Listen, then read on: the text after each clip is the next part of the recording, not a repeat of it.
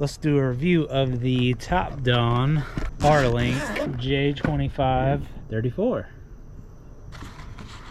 Comes in this nice case, not too fat. You get a pass-through. This thing weighs about a couple ounces, maybe 1 ounce. This thing is light. Get this cable, and you get an OBD extension cable. Probably not going to use that. It's just one more failure point. USB-C all the way down like that. We're going to plug this into the car. Connect it to our laptop. Now you got to have a pretty high-end laptop for this. I'm using a Asus ZenBook. It has the i9 graphics card. That don't really matter. It has the OLED screen, 14-inch, 1 terabyte. Connect to internet. Go into TDS.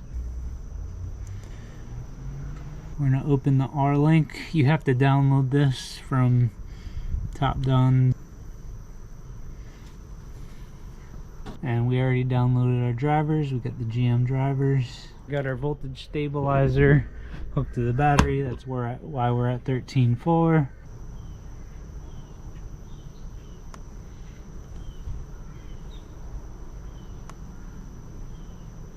Add VIN.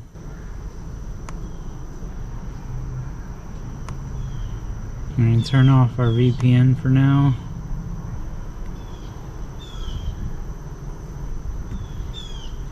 I'm going to download Java for the TechLine Connect launcher with administrative privileges. FlashMasters PCM really made this case refurbished. I'm going to hit Connect Vehicle. Rlink, continue. It should connect. It should auto populate the VIN. We're going to go to engine control module. Looks like the current calibration is current already. We're going to go to Immobilizer Learn.